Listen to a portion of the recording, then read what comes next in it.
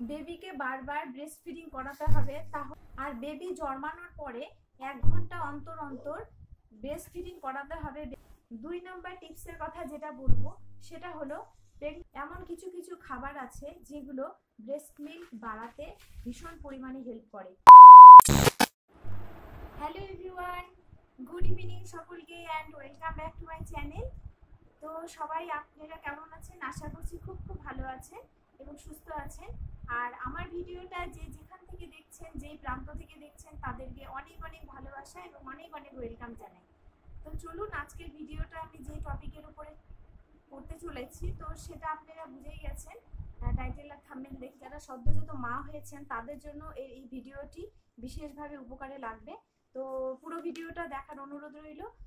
ভিডিওটা স্কিপ না করে ভিডিওটা দেখবেন, আশা করছি আপনাদের ভালো লাগবে। সদ্যজাত মারা আমরা যেই বিষয়ের উপরে চিন্তা করি যে আমাদের ব্রেস্ট মিল্ক ঠিকভাবে হবে কি না, বা বেবিকে আমরা খাওয়াতে পারবো কি না ঠিকভাবে, তো সেটার উপরে আমরা খুবই চিন্তিত থাকি। তো ব্রেস্ট মিল্ক অবশ্যই একটা ভগবানের দান। সেটা অনেক মায়েদের প্রবলেম থেকে থাকে, সেটা প্রোল্যাকটিন হরমোনের জন্য অনেক সময় হয়ে থাকে। তো আমরা নিজেদের মন থেকে যদি নিজের চিন্তা ভাবনাকে একটু বদলাতে পারি তাহলে কিন্তু আমাদের এই ব্রেস্ট মিল্কটাকে আমরা নিজেরা সহজ কিছুটা হলেও আমরা ইনক্রিজ করতে পারবো। তো চলুন, ব্রেস্ট মিল্ক কিভাবে বাড়বে সেটা আমি আপনাদেরকে 4টে টপিকের উপরে আলোচনা করব। তো 4টে বিষয়কে আমরা যদি একটু গুরুত্ব দিই তো সেক্ষেত্রে কিন্তু আমাদের ব্রেস্ট মিল্ক অবশ্যই বাড়বে। তো 4 নম্বরের মধ্যে প্রথম 1 নাম্বার টিপস আপনাদের বলছি যে থিঙ্কিং মানে চিন্তা ভাবনা আপনাদের বদলাতে হবে।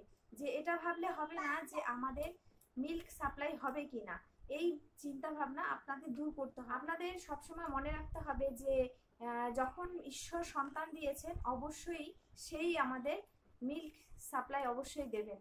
সেই চিন্তা ভাবনাটা আপনাদের প্রথমেই রাখতে হবে। এর জন্য আপনাদেরকে যেটা করতে হবে সেটা হলো বেবিকে বারবার চোষাতে হবে, মানে বেবিকে বারবার সার্ভ করাতে হবে ব্রেস্ট মিল্ক। তো সেক্ষেত্রে ব্রেস্ট মিল্ক বেড়ে যাওয়ার সম্ভাবনা খুবই দ্রুত বেড়ে যায়। বেবিকে বারবার ব্রেস্ট ফিডিং করাতে হবে, তাহলে মিল্ক সাপ্লাই দ্রুত বেড়ে যাবে। আর জন্মানোর পরে বেবিদের 1 ঘন্টা অন্তর অন্তর যদি ব্রেস্ট ফিডিং করানো হয় তাহলে মিল্ক সাপ্লাই কিন্তু খুব দ্রুত বেড়ে যায়। আর বেবি জন্মানোর পরে 1 ঘন্টা অন্তর অন্তর ব্রেস্ট ফিডিং করাতে হবে বেবিকে, তাহলে কিন্তু আমাদের প্রোল্যাকটিন হরমোনের চাহিদাটা বেড়ে যাবে।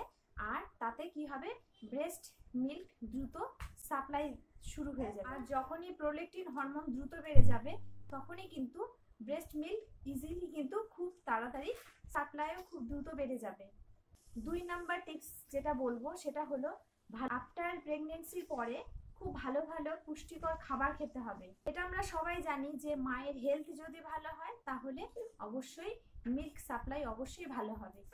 বেশি বেশি করে জল খেতে হবে, জলের পরিমাণ বাড়াতে হবে। মিনিমাম দিন রাত মিলে 3 থেকে 4 লিটার জল খেতে হবে, তাহলে কিন্তু মিল্ক সাপ্লাই খুব ভালো হবে। বেশি বেশি করে জল খেলে অবশ্যই বেস্ট কোয়ালিটি মানে মিল্কের কোয়ালিটি খুব ভালো এবং উন্নত হবে।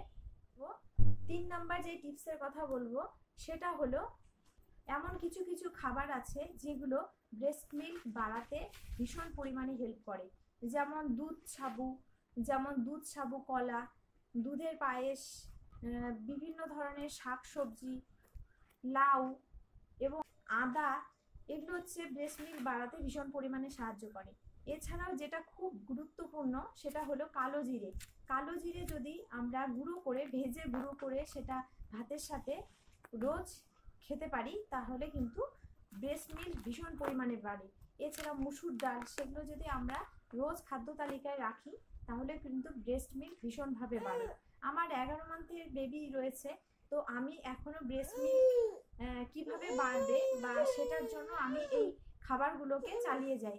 ব্রেস্ট মিল্ক আমার খাওয়াতে কোনো অসুবিধা হয় না, যেহেতু আমি খাবারগুলোকে মেনটেন করি এবং বেশি বেশি করে জল খাই। আপনারা অবশ্যই এই খাবারগুলোকে ট্রাই করুন। 4 নাম্বার যে টিপসের কথা বলবো সেটা হলো বিভিন্ন ধরনের ড্রাই ফ্রুটস আছে, সেগুলোকে আমরা যদি ইনটেক করতে পারি তো সেক্ষেত্রে কিন্তু খুব বেশি পরিমাণে ব্রেস্ট মিল্ক সাপ্লাই হয়। যেমন আখরোট, কাঠবাদাম, কাজু বাদাম, এগুলোকে আমরা যদি রাতে ভিজিয়ে রেখে সেগুলো 1টা থেকে 2টো প্রতিদিন জলে ভিজিয়ে সেইটা আমরা খাই সকালবেলা, সেটাতেও কিন্তু ভীষণ পরিমাণে ব্রেস্ট মিল্ক বাড়াতে সাহায্য করে। এছাড়াও কিশমিশ, সেই কিশমিশটাকে যদি জলে ভিজিয়ে জলটা আর সকালবেলা জলটার সাথে সাথে যদি আমরা সেই ফলগুলো খেতে পারি বা ড্রাই ফ্রুটসটা খেতে পারি, তাহলে কিন্তু ভীষণ পরিমাণে ব্রেস্ট মিল্ক সাপ্লাই হবে। আর তার সাথে বিভিন্ন ধরনের ফলমূল যদি খেতে পারি তাহলে ভীষণ উপকারী। এর সাথে আরেকটা সব থেকে গুরুত্বপূর্ণ যে ফলটার কথা বলবো সেটা হচ্ছে কলা। কলাটাতে প্রচুর পরিমাণে ফাইবার আছে আমরা জানি। সেই কলা কিন্তু ব্রেস্ট মিল্ক বাড়াতে ভীষণ পরিমাণে সাহায্য করে। যদি সামর্থ্য হয় এই ড্রাই ফ্রুটস এবং বিভিন্ন ধরনের ফল যদি আমরা রোজ একটা করে ইনটেক করতে পারি, বিভিন্ন ধরনের ফলের মধ্যে একটা করে ফল খাদ্য তালিকায় রাখতে পারি, তাহলে কিন্তু ব্রেস্ট মিল্ক যেটা বেরোবে সেটা কিন্তু কোয়ালিটিটাও খুব ভালো পরিমাণে হবে এবং বেবিদের পক্ষেও খুব সুবিধা হবে। ব্রেস্ট মিল্কের কোয়ালিটি ভালো, তার সাথে ব্রেস্ট মিল্ক কিন্তু খুব ভালোভাবে বাড়বে। তো আশা করছি আপনাদের ভিডিওটা ভালো লেগেছে। যদি ভিডিওটা ভালো লেগে থাকে অবশ্যই কমেন্ট সেকশনে জানাবেন কেমন লেগেছে ভিডিওটা। আর আপনাদের যদি কোনো তথ্য দেওয়ার থাকে আমাকে অবশ্যই আমাকে কমেন্ট করে জানাতে পারেন, আমি আপনাদের যথাযথ উত্তর দেওয়ার চেষ্টা করব। তো ভিডিওটা কেমন লেগেছে অবশ্যই জানাবেন। আর যদি ভালো লেগে থাকে একটা লাইক করে আমাকে উৎসাহিত করবেন নেক্সট ভিডিও দেওয়ার জন্য।